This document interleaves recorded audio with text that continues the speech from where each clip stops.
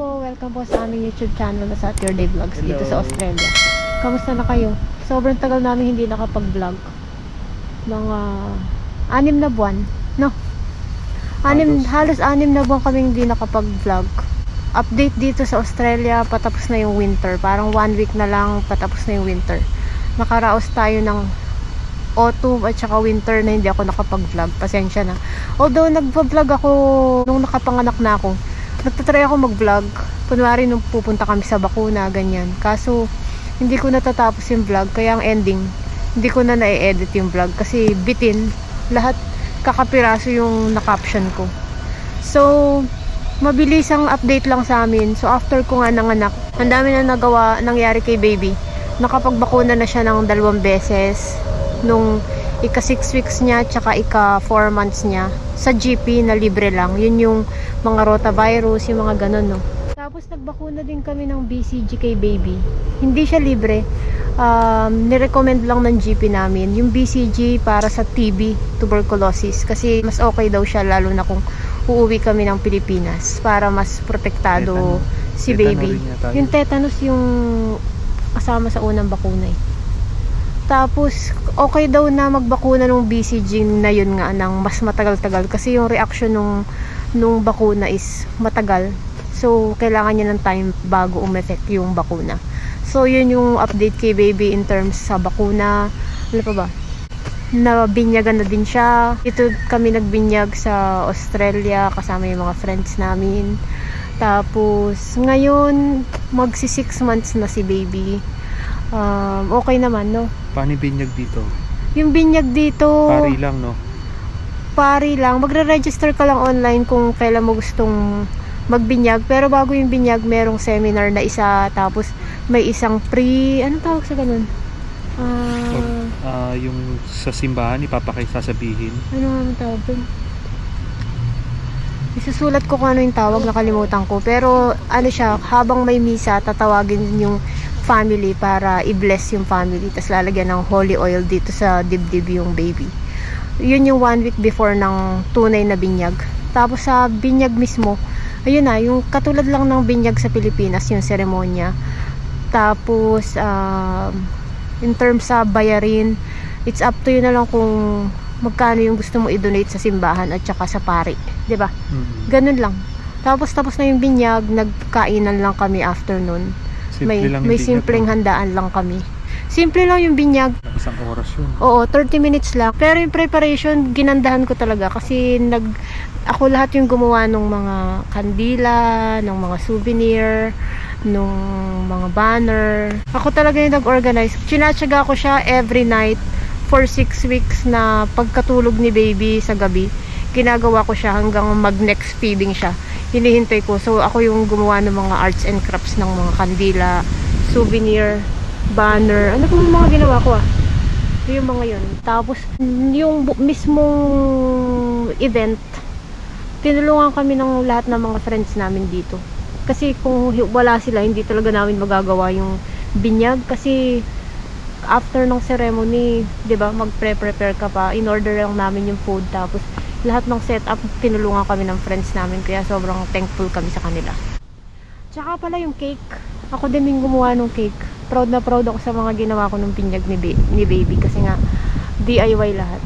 Tsaka DIY, tapos very meaningful, 'di ba? Very meaningful yung cake na ginawa ko. Tapos sunod naman, nakabinyag na si baby.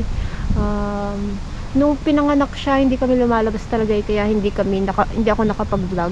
Yung labas lang talaga namin pagbabakunahan siya kasi para safe din, kasi nga wala pa siyang bakuna. Tsaka ang lamig din kasi winter. Ayokong magka-ubo-sipon si baby kasi ang hirap alagaan kung baby pa tapos may ubo-sipon, di ba? Kaya pagka nilagnat hospital.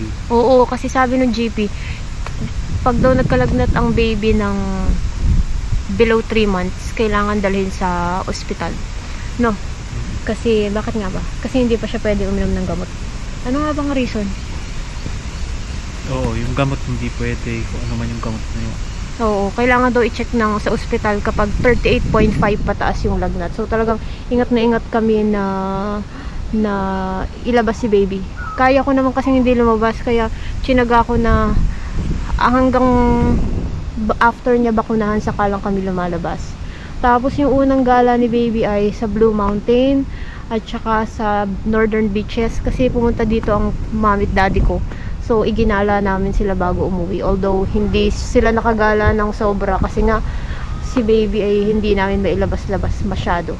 Kaya hindi nasulit yung stay nila dito in terms sa pamamasyal dito sa Sydney. Tapos yung parental leave, ako hanggang ngayon naka-maternity leave pa ako. Si Dale nagpa-parental leave siya ng ilang months ba yan? Ilang weeks? 6 weeks. 6 weeks yung parental leave niya. Bayad yun. I-apply mo yun sa Centrelink sa government tapos babayaran nila. So yung sa aming case, yung parental leave na benefits namin ay ilan nga ba? 110 days. Tama? Oo. 110 days na pwede naming pag-sharean. So mas madami akong kinuhang days sa 110 days. 20% lang yung pwede kong kunin. Okay. 20% ang pwedeng gamitin ni Dale sa 110 Kasi ikaw days. yung primary. Kasi ako yung primary carer. So, tapos na yung parental leave ni Dale. So, nung naka-parental leave pa si Dale, kasi ginamit ni Dale yung parental leave niya nung umuwi na yung parents ko para mas sulit na may magtutulong sa akin na sa pagbabantay kay baby. So, nung time na yun, lumalabas kami weekdays pag pupunta sa mall at pag may kailangan bilhin. Kasi, mas less yung tao.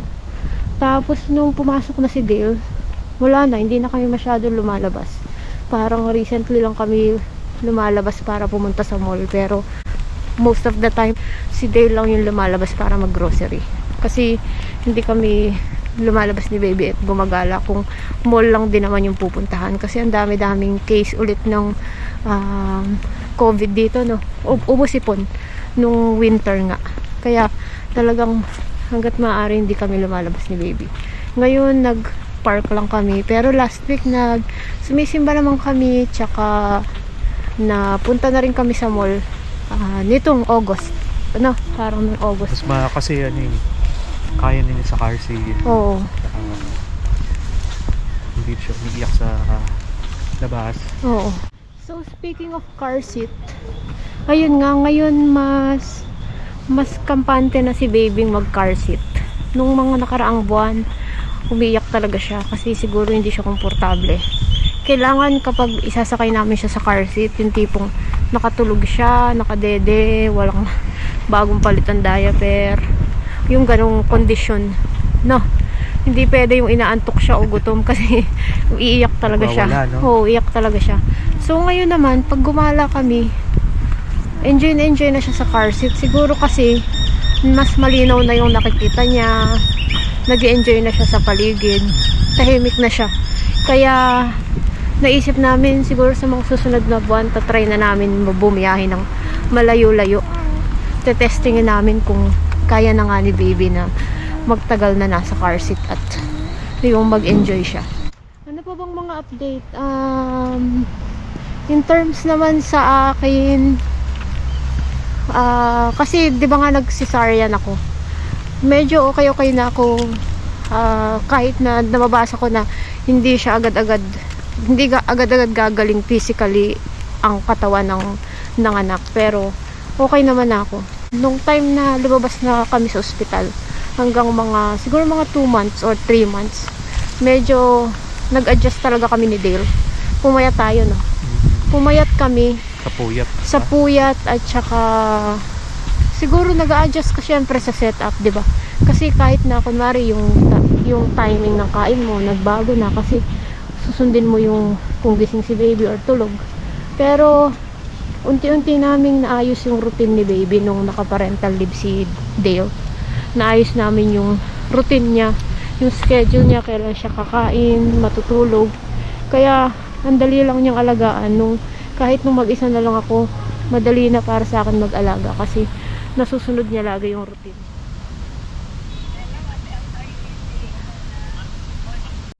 Ayan, so hindi pala ako nakapag-closing kahapon sa aming vlog na update nga dito sa ganap namin sa first 6 months na after ko manganak. So yun yung mga update na naisip ko kahapon. Isa rin tong update, nandito na yung view ko ngayon, yung nasa likod na ako ng car kasi katabi ko si baby dito sa car seat niya. para i-assist siya. Pero sa sunod na lang ulit namin na vlog ko, ikukwento yung ibang mga bagay. Kung meron kayo mga questions, please comment para makapag-isip kami ng mga videos na interesado kayong malaman. So maraming salamat sa inyong panonood. Mag-ingat kayo palagi. Stay safe and God bless you. Maraming salamat po. Hanggang sa muli. Bye-bye.